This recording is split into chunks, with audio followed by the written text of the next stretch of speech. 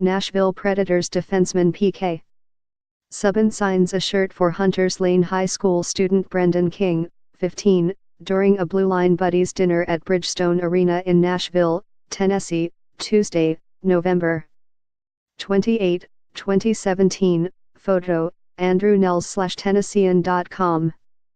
Rap music boomed from the Nashville Predators locker room, 2 hours before puck drop against the Chicago Blackhawks.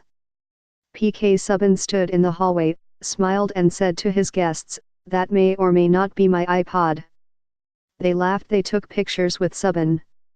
And then it was off to dinner for Metro Nashville police officer Kristen Morgan, her wife, Lindsay, Hunters Lane High sophomores AJ Branham and Brandon King, and D'Angelo Bennett, father of Brandon and uncle of AJ. Those 5 people, who would not have had any reason to get together otherwise, were about to spend the next 5 hours together. Let me tell you about the latest community venture from Subban, the Predators defenseman who pledged $10 million to Montreal Children's Hospital when he was with the Canadiens. PK and Malcolm Subban will play against each other in a regular season game for the first time in their professional careers. Adam Vingan/USA Today Network, Tennessean. This program, called PK's Blue Line Buddies, might be better than that one. It's certainly inspired, and timely, and straight out of his brain. Let's put police officers with inner city kids, he thought, and create 41 memorable nights for them to share. So Subban is buying tickets to every home game for a different officer and kid, and their guests. They're eating a deluxe buffet at the Patron Platinum Club in Bridgestone Arena and then watching the game from really good seats. They're seeing Subban before and after the game and getting autographs from other players. But mostly this is about them.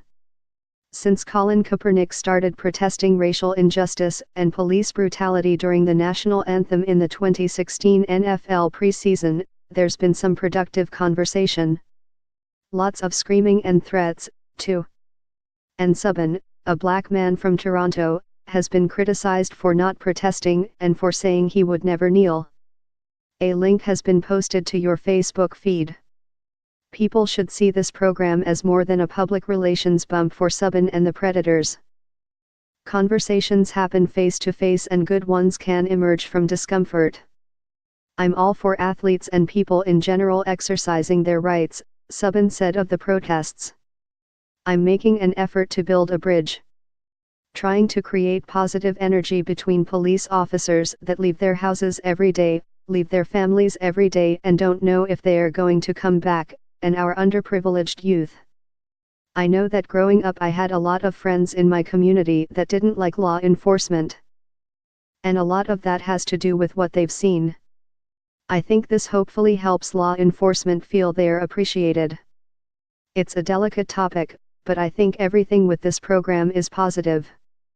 Ever since President Trump's divisive September 23 comments about NFL players protesting, followed by league-wide protests in response, followed by angry reactions from some fans, the NFL has done everything but paint the footballs red, white, and blue to demonstrate its patriotism. But it was law enforcement that was actually called out in the first place.